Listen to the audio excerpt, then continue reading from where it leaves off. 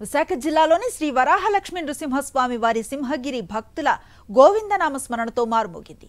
సింహాద్రి అప్పన్న మాల ధరించిన భక్తులు ఇరుముడులతో సింహగిరికి చేరుకున్నారు.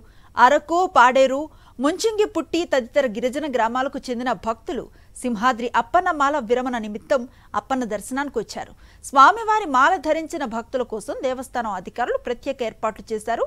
సింహగిరికి చేరుకున్న దీక్షాపరులకు స్వామివారి అంతరాలయ దర్శనంతో పాటు కదంబ ప్రసాదాన్ని అందజేశామని ఆలయ కార్యనిర్వాహకాధికారి శ్రీనివాసమూర్తి వెల్లడించారు.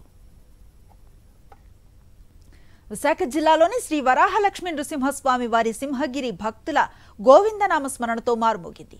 సింహాద్రి అప్పన్న మాల ధరించిన భక్తులు ఇరుముడులతో సింహగిరికి చేరుకున్నారు. అరకు, పాడేరు, ముంచింగిపుట్టి తదితర గిరిజన గ్రామాలకు చెందిన భక్తులు సింహాద్రి అప్పన్న మాల విరమణ నిమిత్తం అప్పన్న దర్శనానికి వచ్చారు. స్వామివారి మాల ధరించిన భక్తుల కోసం దేవస్థానం అధికారులు ప్రత్యేక ఏర్పాట్లు చేశారు.